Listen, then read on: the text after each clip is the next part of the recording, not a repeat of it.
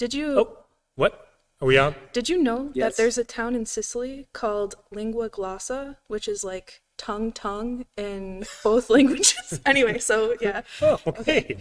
Yeah, We'll sorry. be broadcasting live from Italy. Yeah, just random fact. Random facts there. I'm Yeah. going to go to Italy and learn a new tongue.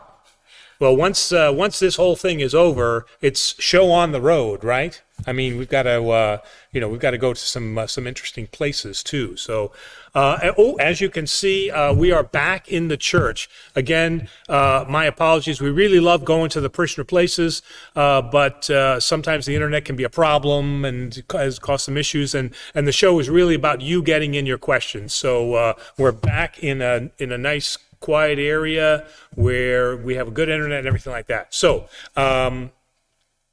I gotta start off with, okay, two things actually I've got here. We are, and again, and as Demo says, this is a disclaimer. We are not advertising for, receiving dividends from, but Flaviar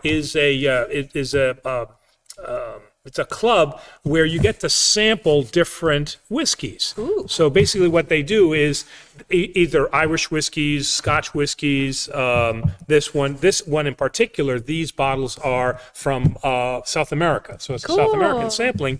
And then so what you get is you get this cool little coaster, okay? And then what you get these cards, and the cards have all the tasting notes on it. So you get to try different things. So one of the whiskey tastings that we did was a trip through Ireland. Mm-hmm. And so they gave us the 3 and we tried them out. This particular one was really great. And so we went ahead and we got it. And so this is Jack Ryan Beggar's Bush 12 year. And right there, that, it's got a nice oak feel to it, some biscuits, tropical, and orange zest. So you can try kind of before you buy. And this one really light, really mellow, very, very good. So this is the Irish are really kind of pulling out all the stops and coming up with a lot of really, really great whiskey. So Yeah. but this was just something kind of cool that we've been doing during COVID to just kind of just sample out what some other good whiskeys are. Silly question, is Jack Ryan, is that anything to do with the movies? The Jack Ryan movies? No, boy. because the name comes from the actual pub that was established in the late 1800s. And so then it became the drink became so popular that they created a distillery, but it is still an operational pub, the Jack Ryan pub. So unless Jack Ryan named it after Now I know what I'll be drinking next time I watch Hunt for Red October. exactly the Jack Ryan. So So the other thing you had, well, what I want to bring up is that it is Father Angelo and Presbytera Terry's 37th wedding anniversary. And here's this really adorable card that Terry handmade. Handmade card. Handmade card. I know. Who does that today anymore? Yeah. Right? Isn't that so cool? It's like a great illustration of meraki, right? Like that word, meraki. Oh, yes, yeah. Meraki. Sorry, I'm just like. No, kind that's of okay. saying- That's okay.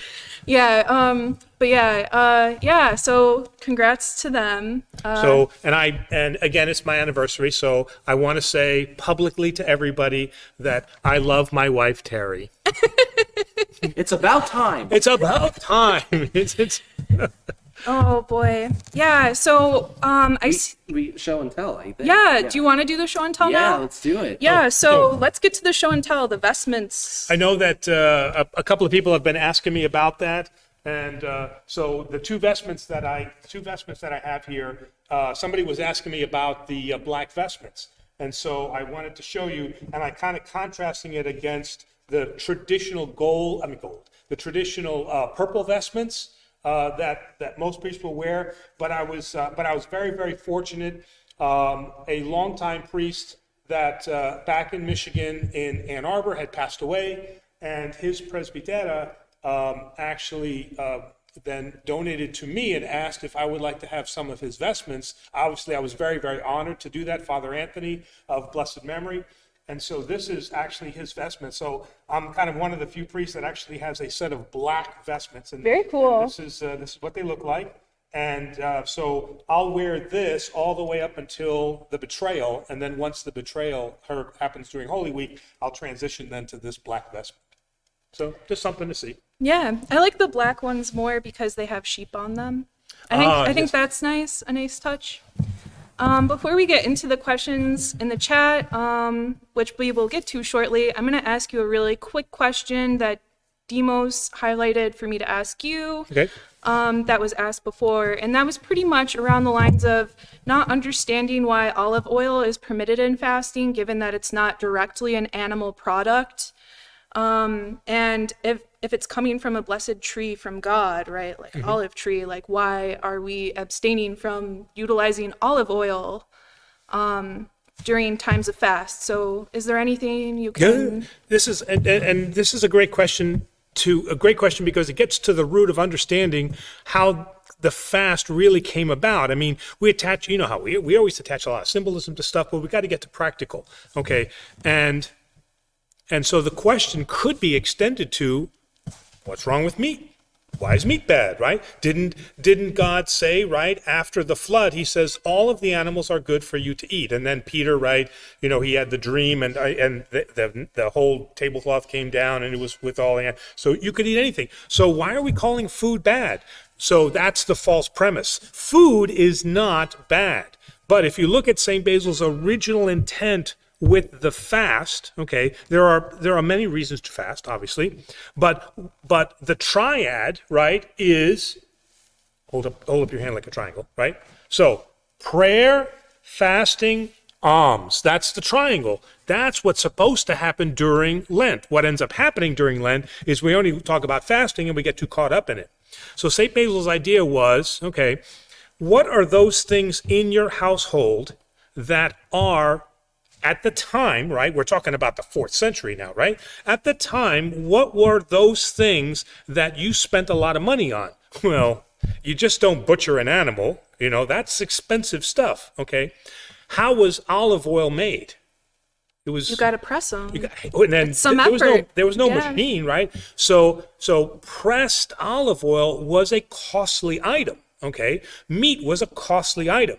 Stuff that you got from the sea was pretty much you threw a net out and you got it. Okay, Yeah. so you know, so originally fish was allowed, and then obviously the shellfish was allowed because shellfish, right, is basically insects of the sea, right? So that Oh my was God. just like crappy food, right? Nobody wanted that. Sorry, I just think that's really funny, insects of the sea. What? I mean, they call them bugs, right? They're bugs of the sea. All right. Bugs. Sea bugs, okay.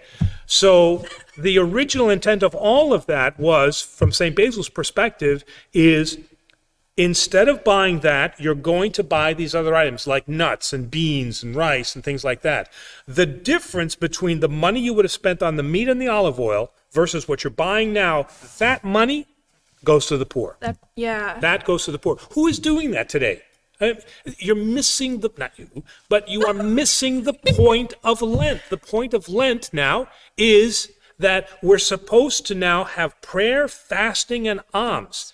Okay, and if we don't understand why we're fasting, then we got a problem. Then it's just a diet. Then you're just doing it because you want to look good, you want to lose weight, you feel better. It's all...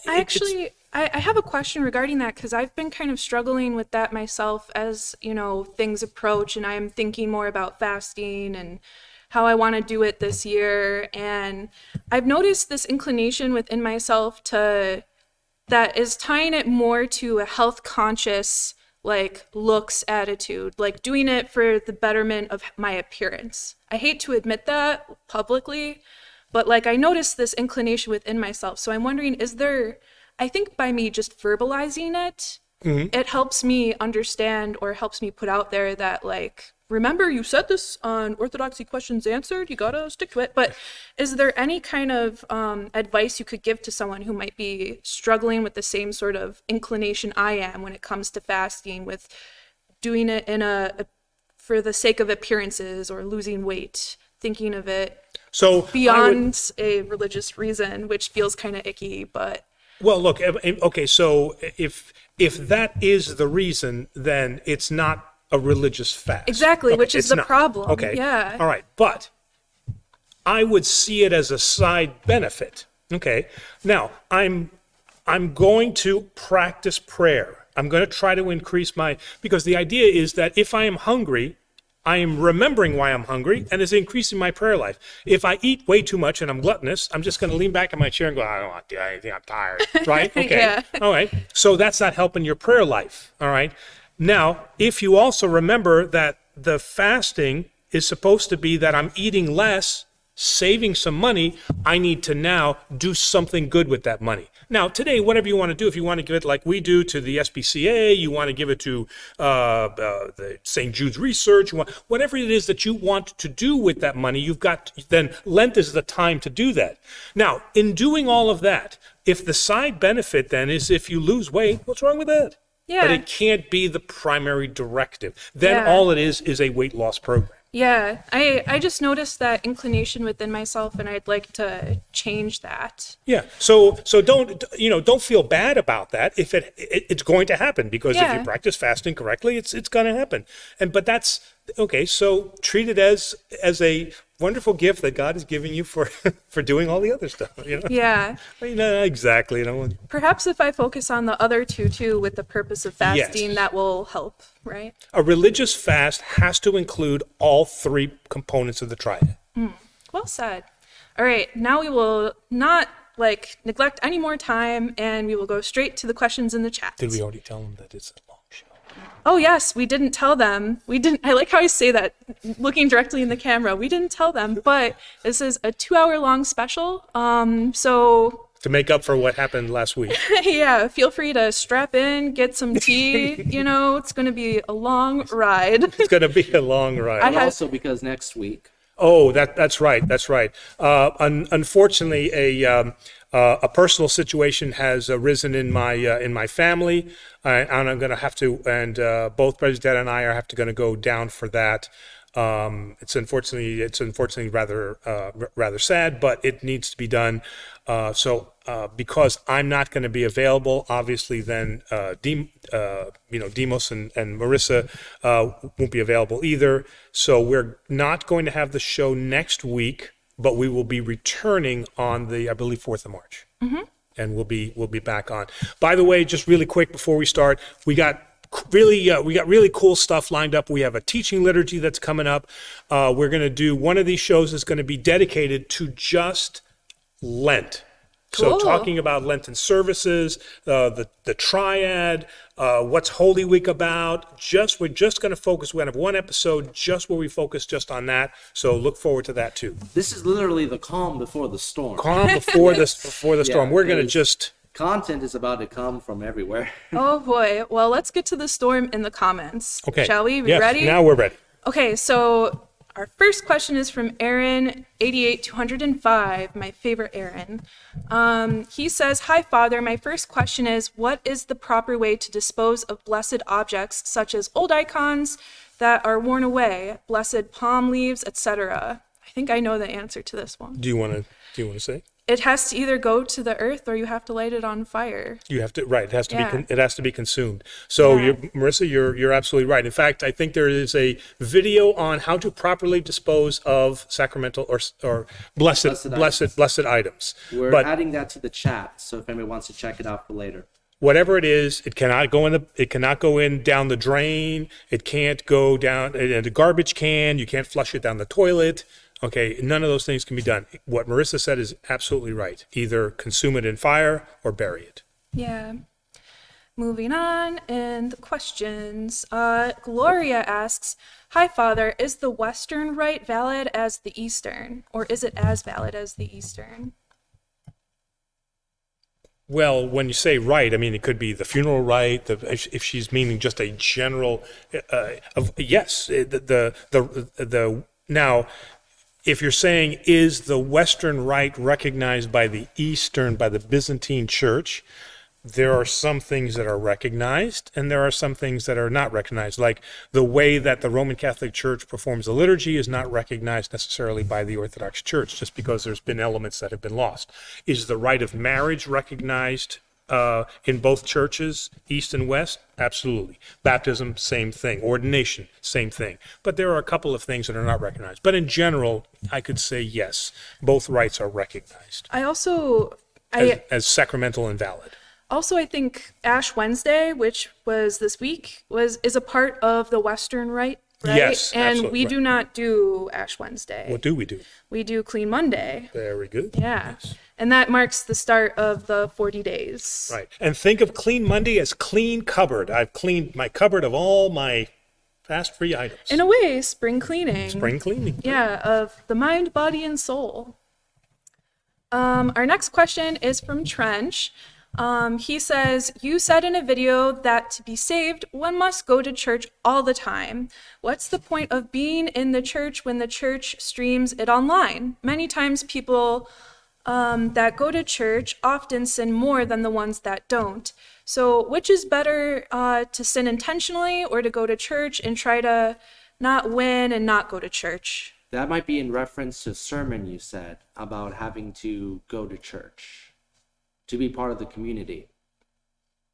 Yeah. If I cannot recall. I mean, and both of you know me well enough. You've heard me many times say that going to church does not necessarily make you a Christian. Okay. Yeah. Okay. And then, so going to church every Sunday does not make you a Christian. So I need to be very clear on that. What I did say is that Orthodox and Catholic theology is that there is no salvation outside of the church. But as Demos said, the church must be understood as the community, right? It's the koinonia that we have. What I said was, if you come to me and you say, Father, I want to come to church, but I don't want to be part of your community, then you are not a Christian. Because no man can be saved, no woman or man can be saved in isolation. You know, Jesus Christ is not your personal tarot card that, or what do they call those things you carry around your neck, right? Necklaces? Italian horn? I don't know. They always have the little tarot piece or something like that. It's, their good luck charm or something like that. Amati? I don't know. No. But Similar thing. So, yeah. but he's not your personal savior in that sense, okay? Because you belong to a body of Christ. And so in that sense, no, you don't have to come to church every Sunday, but you have to be an ongoing part of the community that is the body of Christ. The next question is from Nicholas. He asks, what is the difference between the bishop's vestments and a priest's? Are there any distinct differences? Yeah, there's definitely distinct differences. And actually, the way that we learned it, which is actually kind of cool, is and in seminary is. So if you take the betelhili or the stole, right? Okay, the deacon wears it like this. Across. Right? Across, right? Okay. When you become a priest, Do you wear it behind? well, you see how it's two pieces? Okay. So what they do is when you're a priest, they take the orarion, which is the cord, and they sew it together. Oh. And then it goes around your neck. Okay. Oh, cool. All right. But all they've done is taken the orarion that gets wrapped around the deacon and they sew it together and you get this is the symbol of your priesthood. Okay. Nice. With the bishop now, because now he is the bishop overall, they take this and now it's worn like that. And that's the way they taught us in school, which is kind of cool, So it's still the symbol of priesthood. Okay. So, and then what he also has is there's another vestment that is the sakos that's underneath. It's the one that's got bells on it so that you know when the bishop is there, And then he has the omophorion that he wears here. He is given that at a particular time during the service, and that indicates his bishopric, if we want to, it's his geographic authority. Cool. So those are the major differences in the bishops. Huh? So Terry just asked, what does it mean to symbolize? What does it symbolize when you wrap it around your neck? So the bishop, when a bishop wraps it around his neck? What does it mean? Well, The yoke. oh, it's right where they have the icon. We have the icon where Christ is carrying the lost sheep. Oh. Right, he's the one sheep that was lost, and he's carrying and he's bringing that back to the flock. And the bishop is the one who actually is is the president of the Eucharist. It's not the priest. The priest acts in the stead of the bishop, in the stead or instead of the bishop, because it's his, and he is the one that is responsible for the flock that he has. Wow. So, well, good point. Yes. Okay. Beautiful symbolism right there. Wow. You could probably learn so much studying for a high school English class by watching this, honestly. Really develop your ability to understand symbolism. Oh, yes. We love symbolism. Gotta love it. Moving on, Gloria also asks, can an Orthodox convert their practice from their convert practice their old Catholic tradition? So I think perhaps what she's asking is if I were Catholic, can I still do some of the old practices I used to do? That's how I'm interpreting her question. It's tricky. It depends upon, it depends upon what you're doing. For example, somebody had come to me and they said, I grew up with the rosary. It's an easy prayer for me. That's what I've always done my whole life. Is it okay to pray the rosary? And I told her, fine, pray the rosary. It's fine. But you can't have your feet in both churches. Okay? There are many Catholic prayers that are very similar to Orthodox prayers. Okay? Some of the prayers to the Theotokos may start to kind of wander in different directions, all right? But generally speaking, those prayers are fine. But when it's, I want to do that because I want to be part of the Catholic Church, that's when it gets tricky. All right, because you are not part of the Catholic Church anymore. You're part of the Orthodox Church. You can still pray those prayers because they are meaningful to you, but you can't pray those prayers so that you can feel Catholic. That's where we have to be careful. So if, maybe if Gloria is coming from a nostalgic sense, right, of I remember these prayers from my childhood, if that's kind of the inclination she might have, is sure. that kosher? Yeah, you don't want to, in that sense, you don't want to rip that memory from her. That's not what Orthodox tries to do. So if it's just that, there's a comfort in those prayers, and there's nothing in those prayers, let's say, that is heretical or anything like that. We're not necessarily worried about that. But if the desire is, I want to do that because then I feel Catholic again, or I feel Orthodox again if you become Catholic, right? That's when we're a little on shaky ground there. Diane says that you were thinking of a talisman.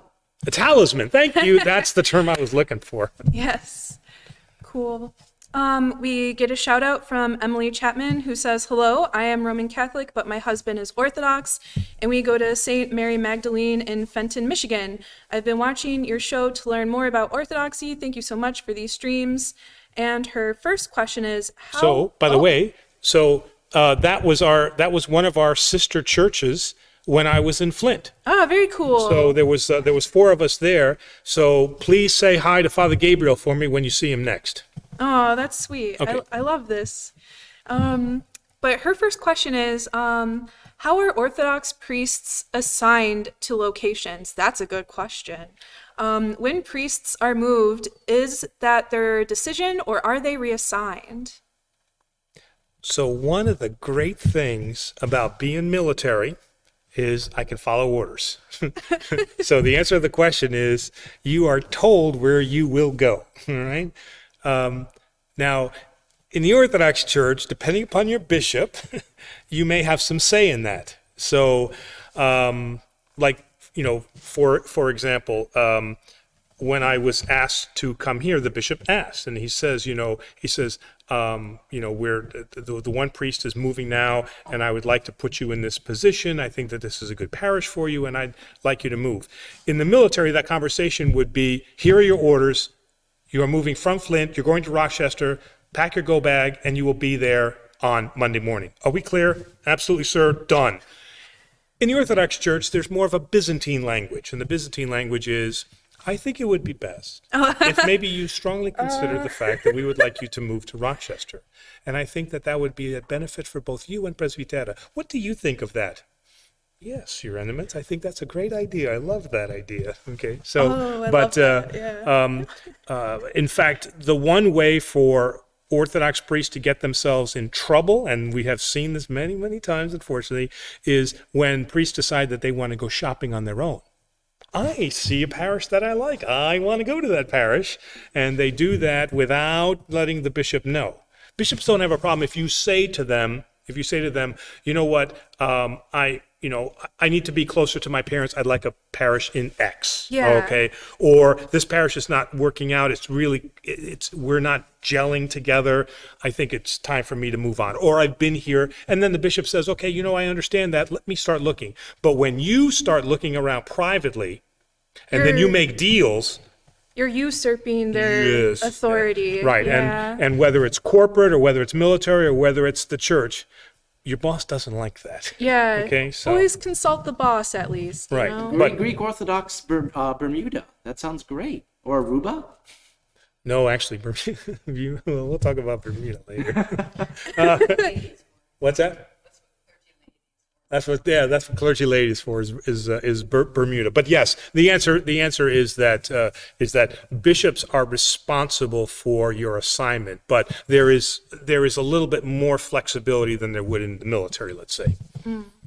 Diane and Gloria wish you guys a happy anniversary. Thank you.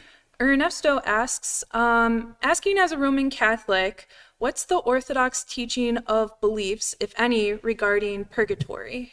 Do we have a purgatory? Do we consider purgatory? Saint Mark of Ephesus actually spoke of I believe in the 12th or 13th century, I think it's 13th century, Saint Mark of Ephesus spoke of something very similar to a cleansing, a purification. He didn't use the word purgatory, but he did use language that sounds like purgatory. But that is Saint Mark of Ephesus only. So no, the Orthodox Church does not have a official doctrine that with regards to purgatory. There is no cleansing process. Now you will see that in monastic writings and things like that there is a purification process. But even the Catholic Church now has somewhat backed off of the idea of purgatory. So Why do we need purgatory? God provided us with the DMV. Oh my God. That was actually a good joke. Yeah, oh boy. So given this question of purity or purification, I know that, for instance, in Islam, before doing a prayer, you have to wash, for instance. I think the concept is called wudu. But comparably, growing up Roman Catholic, when you enter a church, you dip your hand in some holy water, and I kind of view that as a comparable sort of cleansing. Is there kind of a comparable cleansing physically here, terrestrially, that we participate in? Not from the laity's perspective. We have lost it from the laity's perspective, but hold on right there. I have nowhere to go. Is the answer in the vestments again? I guess maybe yeah. So any good jokes, Demo? I don't have time for one. He's already back. Oh, wow. Amazing. You'll have to save them for the rest of the show.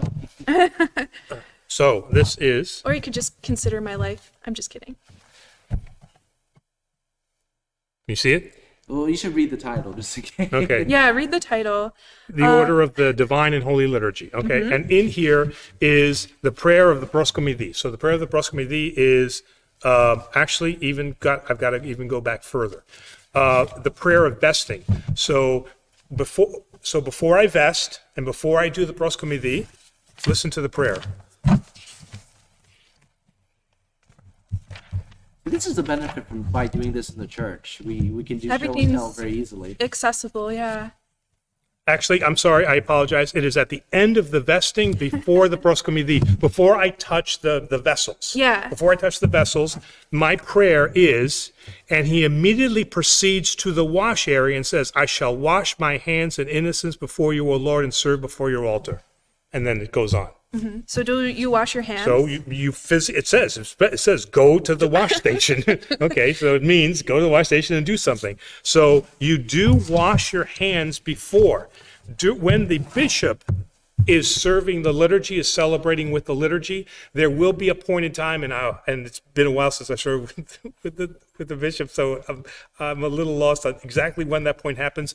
But but certainly before Holy Communion, the bishop will come out from the royal gates, and one of the acolytes will come up, or one of the altar boys will come up with water, and he will pour the water over, and the bishop will symbolically wash his hands before that program, before now continuing with the anaphora, and it's certainly before he actually works with the holy gifts or does the service of holy gifts. So yes, we do have a washing service, but it's lost now to the laity, so to speak. Yeah, cool. Interesting. I was curious. Although you should have clean hands and In general, And- especially during a pandemic. and we had one of our professors at seminary, Father Calivas, New York as the day is long. He's from New York, and he told us that. He says, "I want you to tell your parishioners, all right,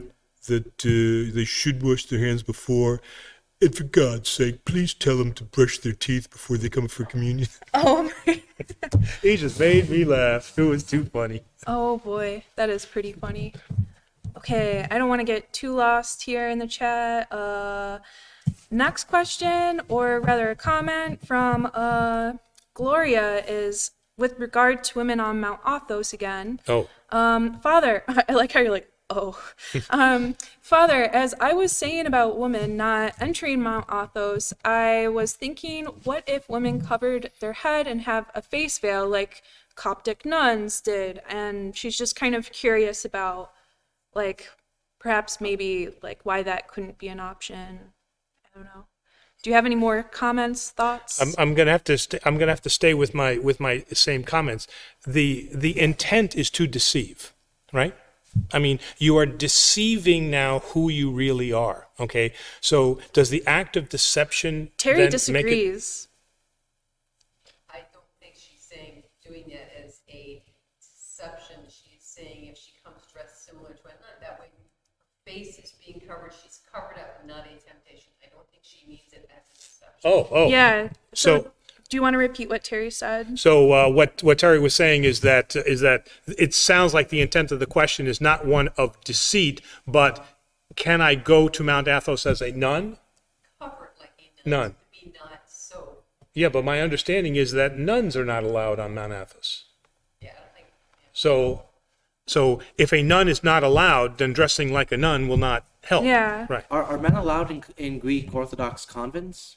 Well, they are. There is a priest assigned to serve liturgy, right? Because the nuns can't serve liturgy. I mean, they can't perform the consecration. Okay, so there is always a priest there, but certainly he is not quartered with the nuns. But as a man, or as a tourist or whatever, if I wanted to visit a convent, Orthodox convent, would I be allowed, or would I be barred in the same way that women are barred from Mount Athos? No, I don't know. I don't think that you would be barred, but again, you would be regulated as a man, obviously, to where you could go. But no, there wouldn't be no reason why you I'd would be be barred. surrounded by warrior nuns. We regularly visit to Holy Mission in Rochester. Oh, Yeah. that's right. In Rives Junction in Jackson, Michigan, that was a convent, and we would regularly take our Goya there, and we would take trips there. And yes, that's right, we went there. Women's monastery. Yeah. Why do you think that is? Is it that there's no fear that nuns are going to be as tempted as men are of women? Or? No. But Mount Athos is unique because there are men's monasteries that women women could can go go to, to. like the one St. Anthony's that's Yeah. in the desert of Arizona. Women go, many women go there. But Mount Athos is a unique place in of itself. It is our, I don't want to say Vatican because I don't want to get a lot of, but it is our spiritual center. So it's different from the other monasteries that we have around the world. But women are free to go to any of the monasteries that we have around the world. Emily's second question is, what do the doors to the altar symbolize? Why are they closed along with the curtain at times? So they speak, and I think she's speaking directly Referring- about yeah. the royal gates, right? Yeah. And now here you don't, in our church, you don't see any curtains. That kind of is, and that's kind of that 60s idea of opening everything up. Remember with Vatican II, and we've got to be more open. But churches like mine, where I grew up, like Tarpon Springs has the solid iconostasi, and it has the curtain that is pulled. And that is to, again, symbolize the idea of the mysteria, that what is happening back there, the calling down of the Holy Spirit, that consecration act is a mystery. And having the curtain pulled and you can't see accentuates the idea that there's a mystery that is occurring there.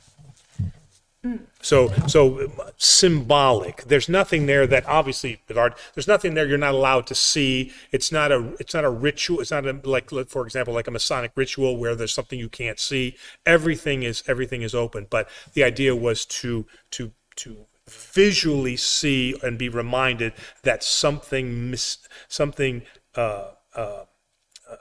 a mystery is occurring that we cannot comprehend or understand.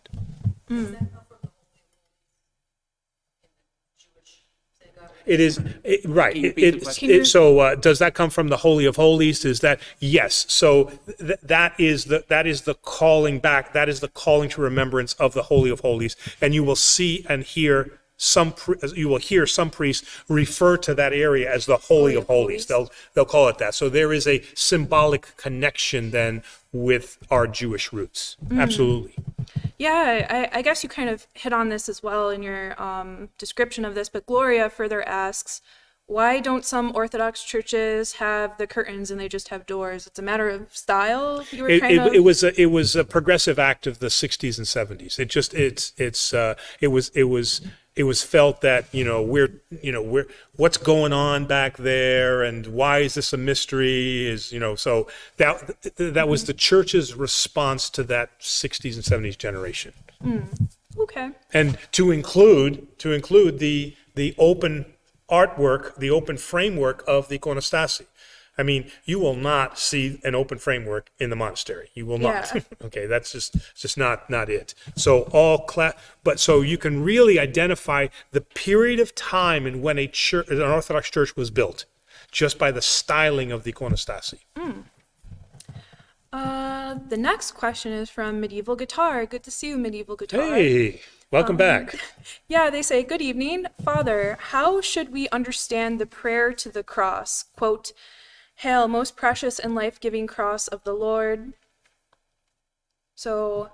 Sounds like one of the prayers of the Holy Cross. Yeah, so how should we understand the prayer to the cross? Well, again, cross is not I mean, I don't know if I have quite enough information to answer the question, but again, the cross is venerated. The cross is not worshipped, right? We don't worship the cross, but we recognize what the cross symbolizes. And the cross symbolizes a life that will have suffering, but it is also the empty cross for us is the hope that Jesus Christ brings as our salvation. So the cross symbolizes those two important points, and that's how we always read the prayers of the cross. That is a simple answer, I think, to maybe a deeper dive question, but at its core, right? Not only the fact, and again, as they teach us in seminary, right, it's the two aspects. So the vertical aspect of the cross reminds us of our relationship between man and God, and this is the second great commandment of our relationship with one another. Oh, beautiful. Aaron's second question is, Father, can you talk a little bit about the difference between our church traditions with a capital T and little t? Which are more essential and why? That's a good question. Well, they're both central, but a capital T tradition is something typically that is doctrinal or dogmatic, meaning that wherever you go, whatever church you go to, that capital T tradition stands unchanged. An example of a capital T tradition is St. John Chrysostom's Divine Liturgy. I don't care where in the world you go, any language you listen to, you are going to hear the words of St. John Chrysostom. We don't fool around with the words like I had when in one of my parishes one time. They said, Father, if it's possible during liturgy to save time, can we say Ius Theos, Holy God, Holy Mighty, just one time instead of three? Can we just say it one time and save a little bit of time? I'm like, no, because the service has three. It says three, do three, all right? So that is a capital T tradition. A capital T tradition is that the body and blood is also the bread and the wine, and that the body of Jesus resides in that bread. That is a capital T tradition. You can't change that in any church that you go to. What a small t tradition is the spoon. The spoon can be changed, right? You can receive it in your hand. You can receive it, like the Catholic Church, as a wafer, or you can receive it off of the spoon. If we, the church, decide that we are no longer, and I don't want a big spoon conversation here, that's not the point, but if the church decides tomorrow that we are moving from the spoon to something else, it in no way changes the capital T tradition that you're receiving the body and blood of Christ. So that's a small t tradition. Another example of that difference would be a marriage ceremony. I can't change the words of the marriage ceremony. That's a capital T tradition.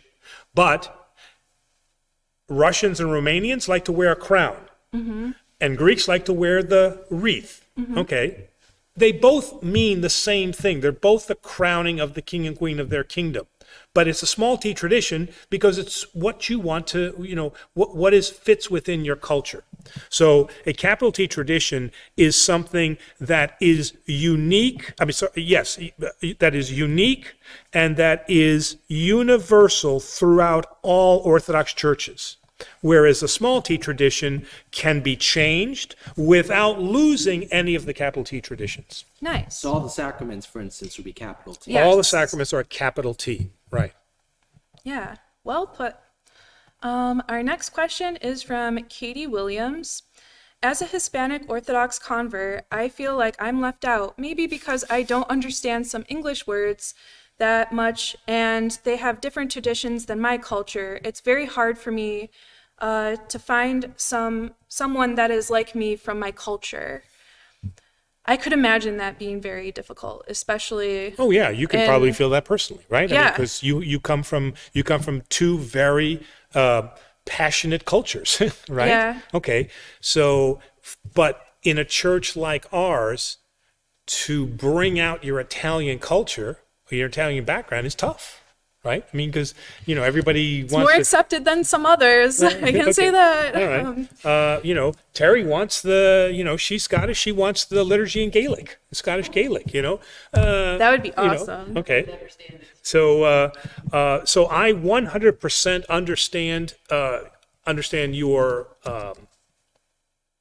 your concern and your, what's the word I'm looking for here? Your pain. Yeah. I understand the pain of that. But what I see, and I see with the priests that I've graduated with, and what we're doing in our churches are becoming, because there is a much more American identity as we're moving forward in time here.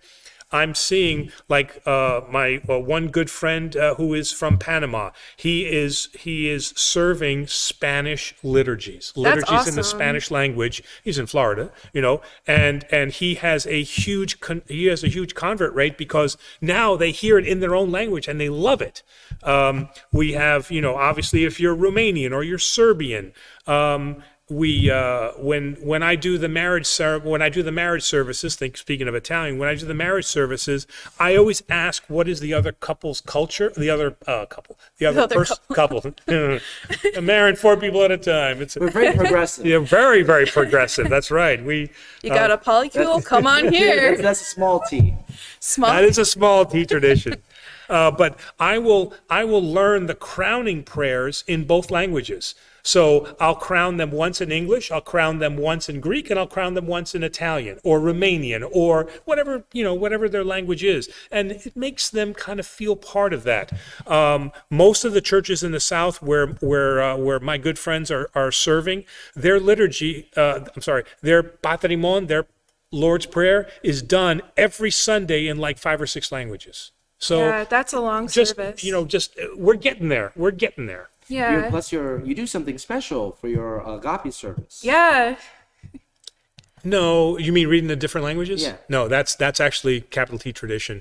No, but but you have them read in different languages. Oh, yeah. Yes, I have them read, and what I try to do is rather than just me just reading it, You invite people. I'll invite people who are that. Yeah. We have people like we have one person who is Juan, who is from Colombia. We have another one who is from Costa Rica. We have another one who is from France. So I try to get those people that their background is that, and then I have them read in their own language so that they feel it's not just me reading French, which I'm not. Right? It doesn't mean anything to me, but if they read it in their language, It means something It means to something to them. them. Yeah, Yeah. good point. Well, it meant something to somebody when you read it in Klingon too. Yes, I do. I do Christ is risen in Klingon. Everyone, please pray for me. Sorry. That sounded very serious. All the movie talk and stuff. Oh, and I like Star Trek too, but man. Okay, we'll move on. But we haven't mentioned Disney. wait, no, you shouldn't say that word. Don't say that word. Language is a small t. Language is a small t. Language is a small t because we don't know what the language of God is. It's not Yeah. English. It's not Greek. It's not Hebrew. Right? The language of God is unintelligible. And Saint Basil said, we use our language as poverty because we cannot speak the words of God. Well, Katie, I think you're very brave to speak out on your experience, and I am with you in solidarity. And Katie, right? This is Hispanic, right? Yeah. Yeah. So what you do, here's how you start that is depending upon the size of your church, what you do is you ask the priest. I mean, that's what they've done to me. You ask the priest and you say, is it possible for me to recite the Lord's Prayer in Spanish? And a lot of priests are very, very open to that. I know we do our Lord's Prayer because we have a couple of Arabic families that are here, Yeah. and it's beautiful. You hear it in Arabic. It's very. I don't know Arabic, but I start them off, and then they say the prayer, and Yeah. people get to hear that. So that's how you can kind of start that wave. Yeah. Be the revolution. Yeah. Diane asks, why was it decided women should not be bishops? Good question. Well, because the canons of the church, first off, the canons of the church state that the order of priesthood, okay, is restricted only to men. Now, a bishop is also called an archpriest. So when I come up and the bishop is here and I say and I present, I say to your archpriesthood. I don't say to your bishopric.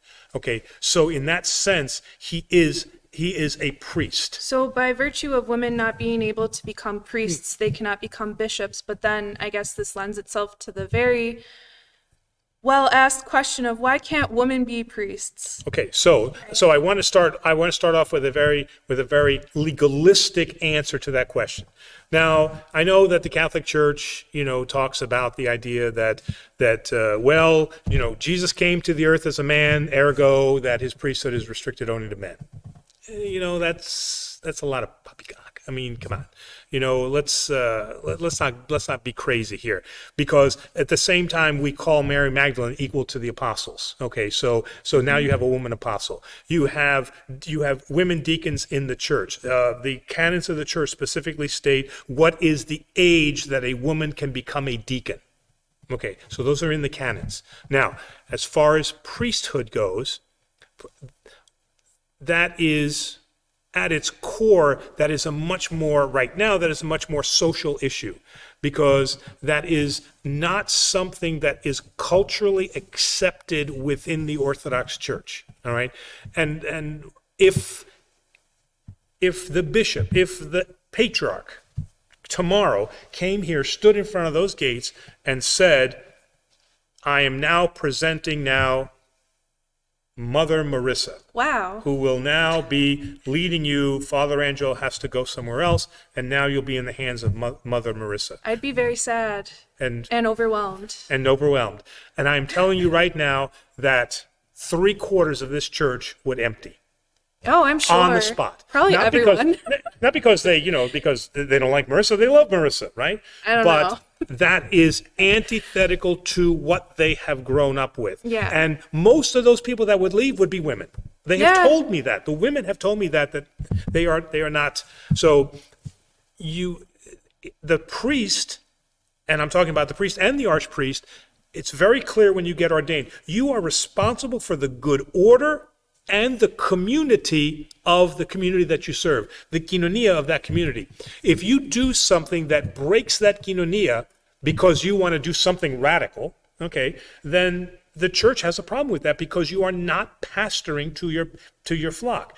There are certain churches, not Orthodox churches, but there are certain churches that the congregation is willing to accept that, and they are flourishing because they're ready to accept that. We are the Catholic not Church, ready. and we're not ready yet. But to make silly arguments about, well, the inequality of women, or women have this place, or St. Paul said that, I mean, these are all just, there's another word, I'm struggling for words today. These are red herrings. They're throwing red herrings at us with all this stuff about, well, Jesus was a man. But Jesus was not a man. He's the God-man. So he is both. He has now the feminine and he has the masculine. He is the new Adam, the new Adam. Adam was not man or female. He was Adam. And then, right, now you have the creation of woman. So, we got to be very careful in this language, and let's just be truthful about why we're not doing it. And part of why we're not doing it is as People aren't ready. they're just not. I mean, do you disagree that if you stood up there as Mother Marissa, don't you think that Oh, they people totally would. that they They totally would, and that's, I wouldn't want to bring that upon myself. That's a lot of responsibility, but give you a quick example. Yeah. Terry, while we were living in Michigan, Terry had the opportunity to she was asked to be a secretary at a local Episcopalian church. Episcopal is a high Protestant church. Okay, she was there for the transition when they went from a male priest to their first female priest.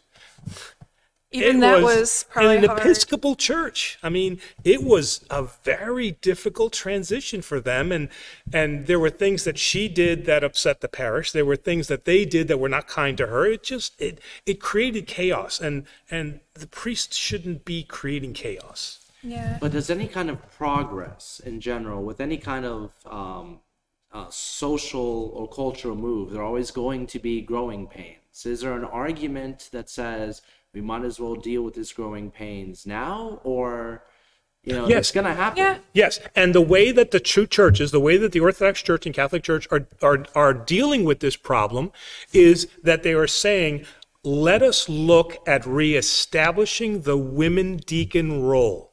That's the first step. Yeah. Okay. But, American mindset is, no, I want this today, now. And the church's position is always, let's start this slowly and see Where kind of things end where in things another go. 100 years. So that's exactly what you're talking about, is the Orthodox Catholic Church are engaged in dialogue now that says, let's look at the possibility of and how we would return to the women deaconess. There's an internet legend, I'm not sure if it's true or not, where the original eBay site used to have, and correct me if I'm wrong, but used to have a yellow background. And one day, the powers that be decided to switch the background color to white. And everybody started freaking out, so they switched it back to yellow. Now, the internet legend is that every single day for a year, they kept grading down yellow. So in the course Oh my of a God. year, they ended up with a white background, but everybody was already used to it. Was So they already used to. complained. Yeah, okay, that's kind of that. That's I love that. Yeah, like it's so funny how colors can impact you like that. Like in college, we had these homeworks on the computer where if you got the question right, it was this particular shade of green. So a lot of the students at the University of Rochester, they can point out that particular shade of green because, anyway, I digress. But it's that slow transition Yeah. that is more comfortable for people. Yeah. Yeah, if you have to like learn a new thing, it's like, right, you get a update on your computer software and then everyone's like, "Oh, this is terrible." Right. Yeah, as a numericist, I know this well. I guess moving on in the questions. I guess the 2-hour session is nice because I get to elaborate a little Yeah, we bit. can elaborate a little bit Yeah, more. tiny bit more. Yeah, I don't have to use We have a bumper lot sticker of questions theology. in, so we Yeah, cracking. I'm glad I had that coffee before I came here. Yeah. The Is sec- there any coffee left? Hold on while he Oh no, our host has abandoned us. takes just for some coffee. So Marissa, can you, while Father's away, could you explain to me the 3 different pillars of the church? Oh, come on. Have her explain the Holy Trinity. Okay. Okay, there we go. I think she's in shock. So question number 2. Uh-oh. Yeah, thank you. Question number 2 from Trench. Yeah, the only thing I'm good for is asking questions. I'm just kidding. But the second question from Trench is Greece is ranked 98% a Christian nation in the world, ranked first. US under 73%, as stated on Wikipedia in official numbers. So since you felt that the most Christian nation is less Christian, which is your opinion, then what is considered a Christian when most Christians, even that go to church, do not act like it? As Christ said, you shall know them by their deeds. So I guess he's trying to kind of say, so you before said that atheism and agnosticism are on the rise in Greece and it's less Christian than we so think, and actually Christianity is a bigger thing here in the United States. But he's kind of claiming, I disagree. Okay, yeah, But all right. to what extent, these people who claim that they're Christian, are they truly Christian, in their deeds, kind of thing? Well, Father, while you're looking that up, can you take a crack at this? When you have a nation that's 98% one religion, right? Even if there is a movement like an atheistic or agnostic movement, during any kind of census or their outward appearance, because it is such a super majority, 98%, it's dangerous they're to do still that. going to say, Yeah. I'm Orthodox. So they're still going to say, like in Israel, they're, maybe that's not a good example, but in certain countries where there is a makes religious sense. majority, you're going to get people that just say it. Yeah. Especially if you are raised Orthodox, you'd probably say, oh, I'm Orthodox. Yeah. Right? Well, technically, even if you're an atheist, I mean, this is an interesting conundrum. If you're baptized Orthodox and then you become an atheist, you're still baptized Orthodox. Are you still considered Orthodox? Well, no.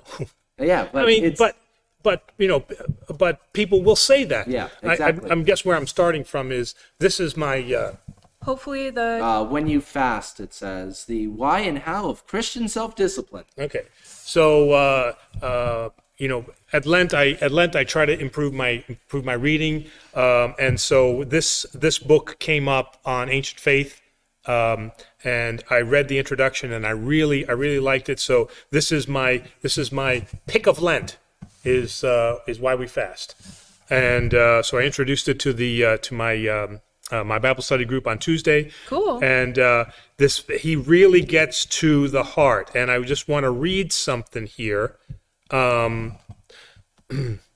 The garden variety church-going American treats church like a shopping mall. They are in the market for entertaining worship services, non-judgmental congregations, and sermons that are socially conscious, yeah. and politically correct. Criteria such as sound doctrine, beautiful worship, and rigorous moral demands usually do not make the list. There's even a name for these people. They are called cafeteria Christians. And to be selected as a church, the church must offer an open and affirming, non-judgmental attitude toward any lifestyle choices that have been made. Okay? So when Greece says they're 98% Christian, I think that is what we're talking about. Okay? Because they say that, yes, if you ask them, as Demos says, I am Orthodox. Do you go to church? No, I don't like church. I'm not into any kind of things like that, but I'm in the bars every night, this and that. They wear their cross. Okay, you cannot, in a rightful way, call yourself a Christian if you exhibit none of the behavior that is Christian. All right. So, and that is gonna be a bane to the Christian church. Now I'm kind of on my soapbox here because our growth is going to be limited by our rigorous moral demands, our demands on fasting, our demands on obedience. People, not just from America, but from other Western countries, don't want to hear that. They don't want to hear words like obedience. They want to hear independence. I'm allowed to do what I want. Don't make any judgments on me. You're not in that position. And don't offend me. And don't offend me. Like, all right? individualism is a very Western kind of. Well, it's a very Western kind of ideology. Mm-hmm. Absolutely. So just because somebody on a not a form, but a census says, I am Christian, that needs to be investigated. I have, on a regular basis, no matter what parish we're talking about that I've served in, on a regular basis, I have people who say, I want to be a godparent. Okay, so are you a member of the church? No, my grandfather is a member of the church, and I'm like, then let your grandfather be the godparent. Do you come to church? No, I don't believe in church. So why do you want to be the godparent? Oh, because it's really cool. Because they asked me and I'm too embarrassed to say no. So I said, I will call the parents and tell them no. Maybe they got an offer that's too good. So, we really have to investigate now the demands of what it means to be a Christian. Now, I'm sure that's going to come up as another question. Okay, fine. Father Angelo, you put that on the table. Okay, now define a Christian for me. I'm sure that's going to come up, but I don't want to take away a question. Oh, you're fine. Actually, we have a slight comment coming up from Cosmic Wolf, and he says, hi guys, hope the mixer is working out well. The mixer you got, are you using it now? Mike. Thank you very much for that. Oh, yes, Yeah. yes, Mike. Feel free to drop in anytime. Yeah, come hang out. And he also says, Nuna was happy when I brought her some incense. Oh, You gave him some incense, yes, right? I gave him some incense. It's not every day you go outside and find somebody waiting in the parking lot for the church to open that's looking for frankincense. That's right. Yeah. Yes. You have a funny story about that, don't you? Did you have a joke? Well, no, that was pretty much the story. Yeah, I got to church early, and Father hadn't arrived yet. We were going to film, and there's a guy waiting outside in a truck, and I said, "Hey, where are you waiting? What are you waiting for? Maybe I can help." And he's like, "Well, by any chance, do you guys sell frankincense?" I'm like, "Well, we have gold and myrrh, but let's see what we can do." Yeah, we have a lot of gold, we have a lot of myrrh. And then 3 shepherds showed up. Oh my God, wow. Katie has another question. In my country of Guatemala, I will be moving there in a year, but there isn't any Orthodox churches in Guatemala. I'm thinking, what will I do when I get there? If I should convert to Catholicism, maybe? Or go to a Catholic Well, there's church? a second part of the question. Go to Sorry. Catholic We don't have an masses. Orthodox church Yeah. in Guatemala? Sorry, the chat really updated. Hold on. Oh. Yeah, she pretty much kind of is asking, can I go to a Catholic church instead? Yes, and in fact, that's actually what we do. If I have a parishioner that is going to move or something like that to an area that let's say out west where there's not a lot of Orthodox churches, then I can write them a letter, and I can write them a letter that says, this is a parishioner of mine. They are Orthodox, but because of the remoteness of the Orthodox Church, we are allowing them to commune in a Catholic church. Yeah. So, but if there is one within reason, we ask that they stay with the Orthodox Church. Commune, but what about communion? Yeah, what about communion? No, I'm sorry. Communion. Yeah. Yes. Perhaps like maybe some good advice would be to talk to her current priest and see if he'd write a letter and Yeah, exactly. Just that it gives them permission, because the Orthodox Church never wants, as the Catholic Church I'm sure, never wants to deny somebody their salvation. And we as a church believe that Holy Communion is essential for salvation. Again, that separates us from the Protestants. Protestants don't believe that, but we believe that taking communion, receiving Holy Communion is now essential for salvation. Terry's got some info. Uh-oh. Ah. Got a Well, whole research department. So. yeah, a whole research department is at work. They're going through all the files right now. There's There's a church in Guatemala. There is a church in Guatemala. It's a monastery. so It there may is. not have come up in the search for Greek Orthodox Church. All right, so there is a Abbess Inés.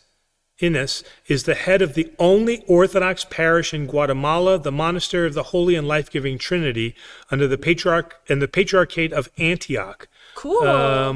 Now, I'm just wondering if it.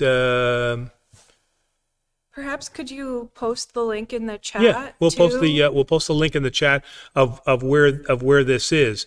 Now, if it is in an area that is remote, okay, then you can attend the Like if it's hard to get to. Yeah. then you can attend the Catholic Church, you can receive communion, but maybe make a pilgrimage every once in a while to that church that is there, just so that you can hear that Orthodox Yeah, service. Right? I think that's great. Thanks, Terry, for looking that up. That's awesome. All right. Cosmic has a question. What is the symbolism or meaning of the double-headed serpent on an archbishop's staff? So that was the idea of the staff that was described in the Old Testament, and the one that Moses, it didn't look like that when Moses, but Moses held up that staff, and so that staff is is reminiscent of the staff that Moses had, the staff of Aaron, but it is also then the staff of his bishop, of him as a pastor. So he's the true pastor.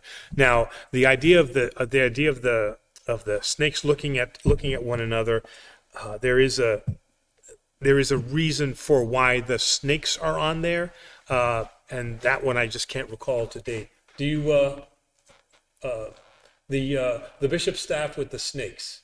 Because we don't have the Catholic crook, right, which is like the shepherd's staff, right? Yeah. But we have it. It's a crook, right? Yeah. Not a crook like. So hold off on that. The research department is going to. Poor Terry. Yeah, happy anniversary. This is what we're doing for our anniversary. This is the kind of fun we want to have. Oh, wow. Gotta love it. Let's see here. Trench has a bunch of questions, but if you don't mind, Trench. That's okay. We can get through. We can get through that? Yeah, a lot of people have asked. Yeah. So Trench's third question is, the word monk means to be alone. So they are in isolation, but they are not part of a community at times. So how does that work when they are not part of a community but try to practice it? So That's a good question. yes. So he's right. A monachos is someone who is alone. Monachos, right? Yeah, okay, mono, is alone. yeah. Mono, so he's alone. A monk must receive permission from his elder so that he can go off. And many times they are sent off so that they can pray in isolation.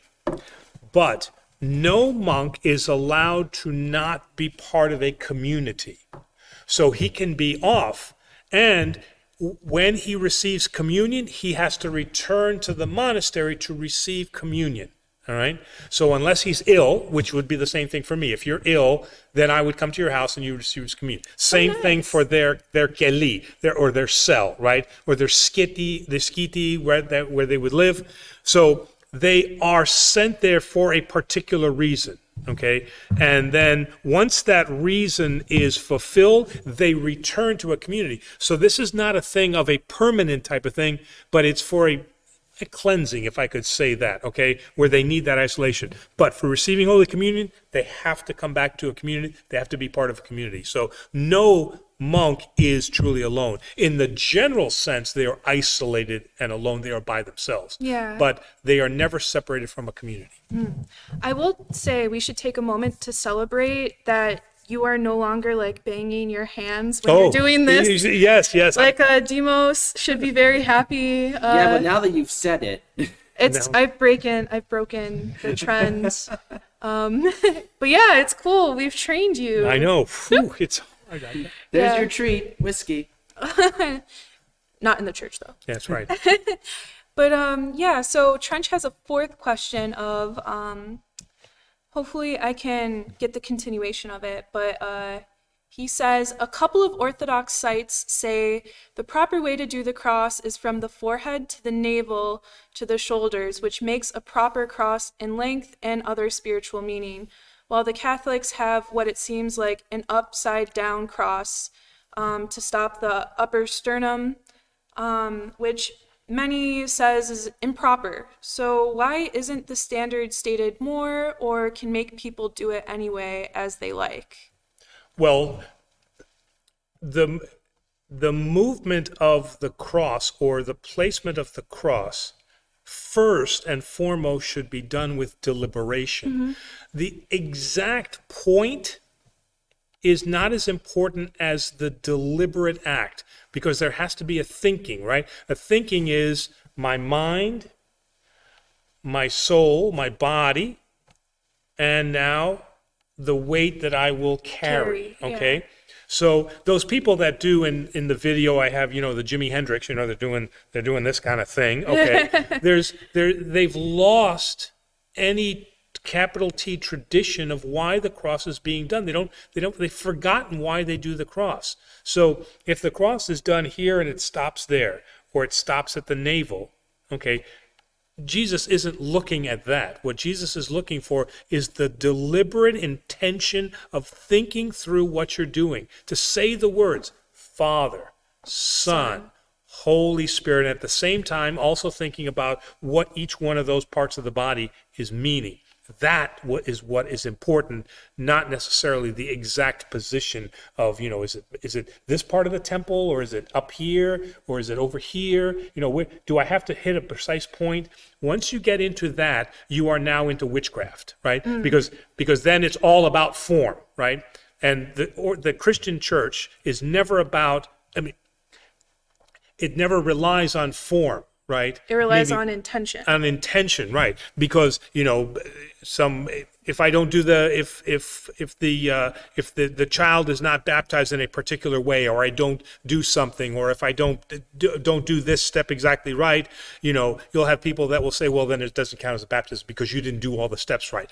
That's cauldron stirring stuff. Come on, we can't be thinking like that. So it's the thinking through and the deliberate actions that you're doing. I've seen people do the sign of the cross 3 times in a row. Is there any sort of added significance to doing things always in We like to threes? do things in threes. It's our thing. It's three is the thing. Three is the thing, right? Except marriages. Right. Except for marriages. Because again, you what? No, sorry. It's just, For marriages. just a joke. Everything is in threes. Threes, except for marriages. Oh no. See, I was thinking about something else and he caught me. Oh my goodness. No. By the way, what is the maximum number of marriages you're allowed to have in the Orthodox Church? I think 2. Is it? Oh, 3. 3. So it's no more than 3. No more than 3. After that, you're done. Right, we love 3. Actually, 3 is my favorite number. But Demos is absolutely incorrect. No, we don't do marriages in 3. Oh. No, geez. I was going for for what Father just said. What did you guys read into it? Gosh. So I was going to say about the cross. In fact, most of the time, what you see in the Russian church is you see this, and then you see all the way Yeah, down all the to way the, down. all the way down to the Yeah. ground, right? So And other added prostrations. And, right. So yeah. if I don't touch the ground, am I not doing the cross right? I mean, again, that's a small t tradition, cultural, right? Mm-hmm. We do have 2 videos about making the sign of the cross. Awesome. Yeah. Oh yeah, one is why and how, right? One is How, and the other one is when. when, okay. All right. I don't want to get lost in the chat. Oh my God. Sorry. Everyone's saying so many good things. Okay. Good. They're saying good things. Yeah. That's positive. Yeah. Diane says there are other places for women. Ormilia? I can't say words very well. What's the name of that place? Ormilia? It's not as it is as close as women can get. I think it's near Mount Athos. Well, the port that you leave from is Uranopolis, the city of heaven. I love that, right? The board is. Yeah. Yeah, and she kind of elaborates, some things are just not possible. Demos is allowed. He can't stay overnight there, but Marissa can. Yes. Where? At this place. Oh, okay. Yeah, it's a women's Ormilia. Well, next year again. I keep bringing this up, but I got COVID set me back. Next year, 22, right? Demos, myself, and a number of other young men who have expressed interest are all going to Mount Athos. Have fun. We're going to film. Oh, trust me, the monks are going to make us do more than film. Yeah. I'm telling you right now. You better be ready to clean toilets. I'll film people cleaning toilets. You gotta dig your own latrine? No, they have the old Chinese style toilets, the French style toilets. Cool. Uh-huh. Cool, have fun. No mirrors either. You don't need. What do you need mirrors for? Honestly, like who needs a mirror? But yeah, that sounds nice. Mirrors can come in handy if you have something stuck in your teeth. Vanity. And no talking during the meal. Oh. I don't think he can handle that. I don't think he can handle it either. I'm gonna be excommunicated. First person First communicate excommunicated off the from island. Athos. What do you got? Yeah, forgive me everyone, my Greek is terrible. I'm trying though. I should do more Greek Duolingo and compete with Terry. But that's aside, Nicholas says, can you do a memorial service for my dad, Father Asterios Eurostergios? It would be his 2 years. Can we do memorial services for folks remotely? Yeah, I mean, absolutely. I mean, I could, I was asked by somebody if I could do that, and certainly I can. Now, if we have a memorial service like this Sunday, we have 2 memorial services. What I will do is, in the naming of the names, I will also include his name. We're not going to do 3 memorial services, right? But I would include it. But if, let's say, he was the only one on that day, then his name would be the only one read. So, Demos, let's copy that name down, and I will include him then in this Sunday's memorial. Awesome. Sure. Yeah. No, thank you for offering that. That's very nice to keep up those traditions. Yeah. What does Trench say here? As for Greeks being majority Christian at 98%, that is from the census. What they actually do is another. Many Christians are by name, and as bad as Greeks may be, others can be worse statistically. Mm-hmm. I suppose that's true. So I think he's somewhat agreeing with me, Yeah. saying that they don't really ask the question of, what makes you a Christian. They just, if you say you're Christian or Orthodox, they take you at your word, right? Yeah. The next question or comment is from Damianos. He says, the bishop washes his hands, 1, after being vested, 2, after censing for the great entrance, and 3, after receiving the Holy Eucharist. Okay. Yeah, cool. Thank See, you. I know that. So there's certain people that serve with the bishop a lot, and they've got that They've that got down. it down. Thank you very much for that. So I Yeah. appreciate that. Yeah. Us in the more in the hinterlands, we don't get to serve with the bishop as much. So Yeah. Trench's fifth question is, last week you said how a priest can be kicked out if they did something problematic or created an issue. If a Christian or a church still respects an excommunicated priest to be a priest, isn't that an issue?